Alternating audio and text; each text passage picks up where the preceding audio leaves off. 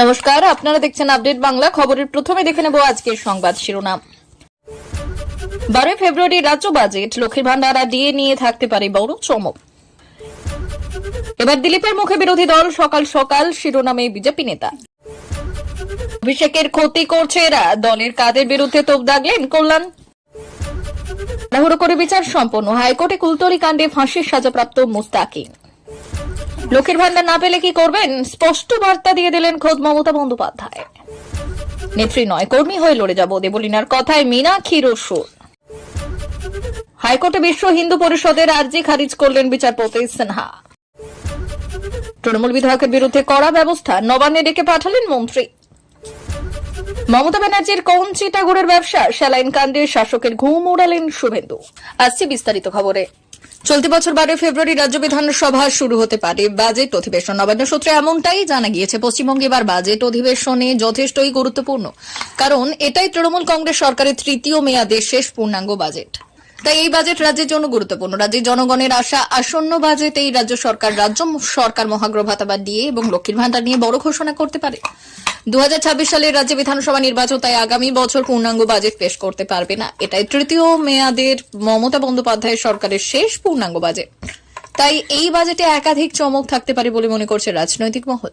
চলতি বছর 1 ফেব্রুয়ারি কেন্দ্রীয় বাজেট পেশ করবেন নির্মলা সীতারামন। তারপরই রাজ্য বাজেট পেশ করবেন পশ্চিমবঙ্গের স্বাধীন দায়িত্বপ্রাপ্ত অর্থমন্ত্রী চন্দ্রিমা ভট্টাচার্য। আগামী বিধানসভা নির্বাচনের আগে শেষ পূর্ণাঙ্গ বাজেট, তাই মহিলা এবং যুবকদের জন্য কল্যাণমূলক প্রকল্প এবং অন্যান্য প্রকল্পগুলির জন্য বাজেট বরাদ্দ বৃদ্ধির সম্ভাবনা রয়েছে। একই সঙ্গে লক্ষ্মীর ভান্ডার নিয়েও চমক থাকতে পারে। রাজ্যের অর্থ দপ্তর সূত্রে খবর, চলতি বছর রাজ্য বাজেট পেশ করার কথা ছিল আগামী 7 ফেব্রুয়ারি, কিন্তু কয়েকটি কারণ তারিখ পরিবর্তন করা হয়েছে 12 ফেব্রুয়ারি। বর্তমানে মমতা বন্দ্যোপাধ্যায় উত্তরবঙ্গ সফরে রয়েছেন। তিনি ফিরলেই বাজেটের দিন চূড়ান্ত ঘোষণা করা হবে। আর দিন ঘোষণা করা হবে, ইতিমধ্যেই চালু হচ্ছে দুয়ারের সরকার প্রকল্প, সেখানেই সরকারি প্রকল্পগুলির সুবিধা পাওয়া যাবে।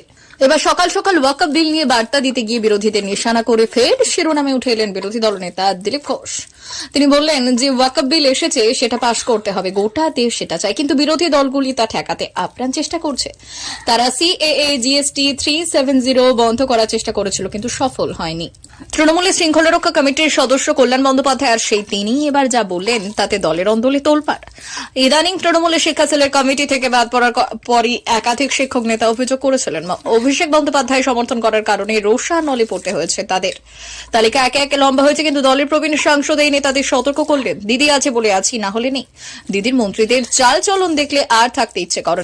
সংবাদ মাধ্যমকে দেওয়া একটি সাক্ষাৎকারে ঘোষণা করেছে এবং বিস্ফোরক দাবি করেছে কল্যাণ বন্দ্যোপাধ্যায়। তৃণমূলের শিক্ষা সেলে নতুন রাজ্য কমিটি ঘিরে বিতর্ক থামছে না। সম্প্রতি কমিটি থেকে সরানো হয়েছে একাধিক শিক্ষক নেতাকে, বদলে এসেছে নতুন মুখ। তাই তারপরে অভিষেক বন্দ্যোপাধ্যায়কে সমর্থন করার কারণে রোষা নলে পড়তে হয়েছে বলে চাঞ্চল্যকর দাবি করে এবং সরব হয় একের পর এক শিক্ষক নেতা। তার কল্যাণের তীর এবার তাদেরই দিকে। তৃণমূলের প্রাথমিক শিক্ষক সমিতির প্রাক্তন রাজ্য সভাপতি মাইদুল ইসলাম, তৃণমূল প্রাথমিক শিক্ষক সমিতির প্রাক্তন সভানেত্রী সোনালী বন্দ্যোপাধ্যায়ের উদাহরণ ধরা হয়। সম্প্রতি তারা দাবি করেছেন অভিষেক ব্যানার্জিকে আমরা সাপোর্ট করি বলেই কি রোষা নলে আমাদের পড়তে হলো। এদের উদ্দেশ্য করে কল্যাণ বন্দ্যোপাধ্যায় এইসব ছেলে মানুষের কথাবার্তা হচ্ছে, আর এই ছেলেগুলো যত কম এগুলো করবে অভিষেকের জন্য ততই মঙ্গল হবে। তোমাদের মাধ্যম দিয়ে আমি সেটাই জানিয়ে দিলাম। বুধবার শাসক দলের কলেজ বিশ্ববিদ্যালয়ের অধ্যাপকের সংগঠন ওয়েকআপ কুপা পার্শ্ব শিক্ষক প্রাথমিক এবং মমতা বন্দ্যোপাধ্যায় শেষ কথা বললেন, যদি কোনো সিদ্ধান্ত নিতে হয়, কালকে যে সংগঠনের কথা বলছো সেটা দিদির অনুমতিক্রমে হয়েছে। সব মিলিয়ে কল্যাণের বক্তব্যে আবারও একটা প্রশ্ন উঠেই গেল, ক্রমেই কি শিবির ভাগ স্পষ্ট হচ্ছে তৃণমূলে? দেখুন কি বললেন কল্যাণ, দিদির মন্ত্রীদের চালচলন দেখলে আর থাকতে ইচ্ছে করে না। বিস্ফোরক মন্তব্য কল্যাণের। নাবালিকাকে ধর্ষণ খুনের দায় তাকে ফাঁসির সাজা দিয়েছে বারুইপুর পক্সো আদালত। 61 দিনের মাথায় সাজা ঘোষণা হয়েছে। সেই রায়ের বিরুদ্ধে এবার কলকাতা হাইকোর্টের দ্বারস্থ হলেন ফাঁসির সাজাপ্রাপ্ত মুস্তাকিন সর্দার। তার দাবি, তাড়াহুড়ো করে বিচার প্রক্রিয়া সম্পন্ন হয়েছে, তার বক্তব্য গুরুত্ব দিয়ে শোনা হয়নি। আগামী সোমবার তার আবেদনের শুনানির সম্ভাবনা। গত 4 অক্টোবর দক্ষিণ 24 পরগনার কুলতলিতে এক চতুর্থ নাবালিকাকে ধর্ষণ করে খুনের অভিযোগ ওঠে। ওই দিন রাতে গ্রেপ্তার করা হয় মুস্তাকিনকে। আজিকর কাণ্ডের আবহে নাবালিকাকে ধর্ষণ এবং খুনের অভিযোগে উত্তপ্ত হয়ে ওঠে কুলতলি। ক্ষোভে ফেটে পড়েন স্থানীয় বাসিন্দারা। পরিস্থিতি সামলাতে হিমশিম খেতে হয়েছিল পুলিশকে। ঘটনার তদন্তে সিট গঠন করা হয়েছিল। 30 অক্টোবর বারুইপুর পক্সো আদালতে জমা করা হয়েছিল চার্জশিট। গত 5 ডিসেম্বর তাকে দোষী সাব্যস্ত করে বারুইপুর পক্সো আদালত। পক্সো আইন খুনের মামলা এবং ধর্ষণ খুনের মামলায় তাকে দোষী সাব্যস্ত করা হয়। পরদিন অর্থাৎ 6 ডিসেম্বর মুস্তাকিনকে মৃত্যুদণ্ড দেন বিচারক। সাজা ঘোষণার দিন আদালতে তোলার সময় মুস্তাকিন দাবি করেছিলেন তিনি কিছু করেননি, তাকে ফাঁসানো হয়েছে। এবার কলকাতা হাইকোর্টের দ্বারস্থ হলেন তিনি। বারুইপুর পক্সো আদালতে তার বক্তব্য গুরুত্ব দিয়ে শোনা হয়নি বলে অভিযোগ করলেন। তাড়াহুড়ো করে বিচার প্রক্রিয়া সম্পন্ন করারও অভিযোগ করেছেন। আরজিকর কাণ্ডে শিয়ালদহ আদালতে রায়ের বিরুদ্ধে কলকাতা হাইকোর্টের দ্বারস্থ হয়েছেন রাজ্য এবং সিবিআই। দোষী সাব্যস্ত সঞ্জয় রায়ের ফাঁসির দাবি জানিয়েছেন। আর কুলতলি ধর্ষণ খুনে দোষী সাব্যস্ত মুস্তাকিন হাইকোর্টে গেলেন, তার বক্তব্য গুরুত্ব দিয়ে শোনা হয়নি বলে অভিযোগ তুলেছেন। রাজ্যের মুখ্যমন্ত্রী মমতা বন্দ্যোপাধ্যায়ের স্বপ্নের প্রকল্প লক্ষ্মীর ভান্ডার। এই প্রকল্প না পেলে কি করবেন? খোদ মমতাই জানিয়ে দিলেন সেই উপায়, জানিয়ে দিলেন কি কি করলে সোজাসুজি আপনার অ্যাকাউন্টে ঢুকবে টাকা। বাংলার মহিলাদের আত্মনির্ভরতার এই প্রকল্প, মহিলাদের গর্বের প্রকল্প। বাংলার মহিলাদের জন্য এই প্রকল্প রূপায়ণ করে গোটা দেশে কার্যত ইতিহাস রচনা করলেন মুখ্যমন্ত্রী। পরবর্তীতে ভারতের একাধিক রাজ্যে মমতা বন্দ্যোপাধ্যায়ের এই লক্ষ্মীর ভান্ডার প্রকল্পের অনুকরণ করা হয়েছে। এখানে যারা এই প্রকল্পের আওতায় আসেনি তাদের প্রকল্পের আওতায় আনা হচ্ছে। রাজ্যের প্রত্যেকটি নারী এই প্রকল্পের সুবিধা পাবেন বলে জানিয়েছেন মুখ্যমন্ত্রী মমতা বন্দ্যোপাধ্যায়। তার জন্য দুয়ারে সরকারে যাওয়ার পরামর্শ দিয়েছেন। আলিপুরদুয়ারের কালোচিনির পরিষেবা প্রদান অনুষ্ঠান থেকে মুখ্যমন্ত্রী বললেন, লক্ষ্মীর ভান্ডার না পেলে দুয়ারে সরকারে যান, কারো আটকানোর হিম্মত নেই। লক্ষ্মীর ভান্ডার সারা জীবন পাবেন। মমতা বন্দ্যোপাধ্যায় বলেন, যখন 60 বছর বয়সে উত্তীর্ণ হবেন তখন তা বার্ধক্য ভাতায় পরিণত হবে সরাসরি।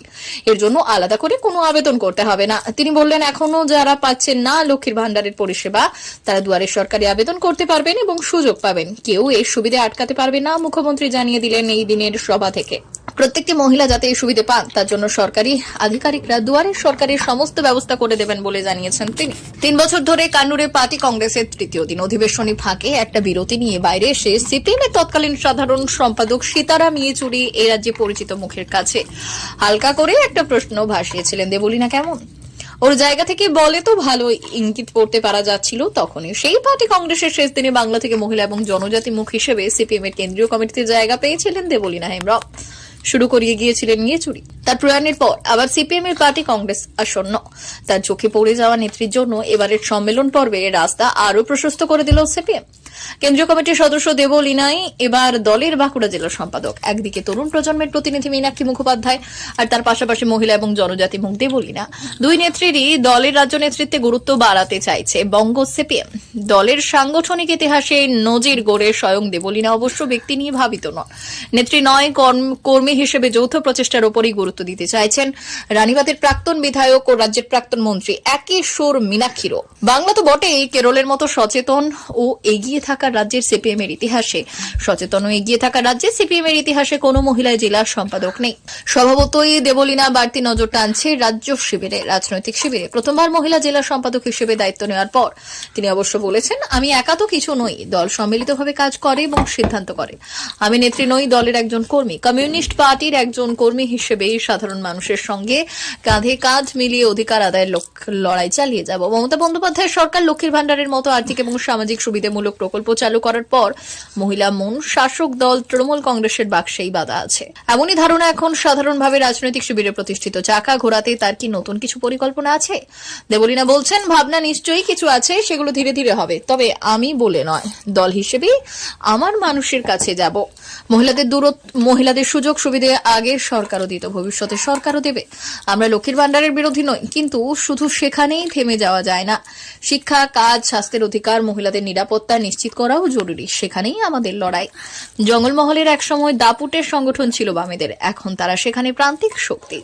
শাসক দল তৃণমূলের বিপরীতে জমি শক্ত করেছে বিজেপি। তাকে সামনে রেখে সিপিএম এর ঘুরে দাঁড়ানোর লড়াই কতটা গতি পাবে? নতুন জেলা সম্পাদক দেবলীনার মতে, মাওবাদীদের হত্যার রাজনীতি একসময় পরিকল্পিতভাবে জঙ্গলমহলের বামেদের খতম করতে চেয়েছে। তারপর তৃণমূলের সরকার হয়েছে, আর মিথ্যে আশ্বাসের কৌশলে বিজেপিও এসেছে। এই পরিস্থিতিতে আমাদের কিছুজন বিচ্ছিন্নতা তৈরি হয়েছে, সেটা কাটাতে শাখা এরিয়া থেকে শুরু করে আমাদের সব কর্মী একসঙ্গে কাজ করবেন। দেবলীনা বোঝাতে চাইছেন, ভোটের প্রশ্ন পরে, খেটে খাওয়া মানুষের অধিকার আদায়ের লড়াই বামেদের মূল মন্ত্র থাকা উচিত। সিপিএম এর রাজ্য সম্পাদক মোহাম্মদ সেলিমের কথাতেও একই বার্তা। তিনি বলেছেন, তৃণমূলের আমলে রাজ্যে খুঁটে খাওয়ার জমানা চালু হয়েছে, আর এই পরিস্থিতি বদলাতে হবে।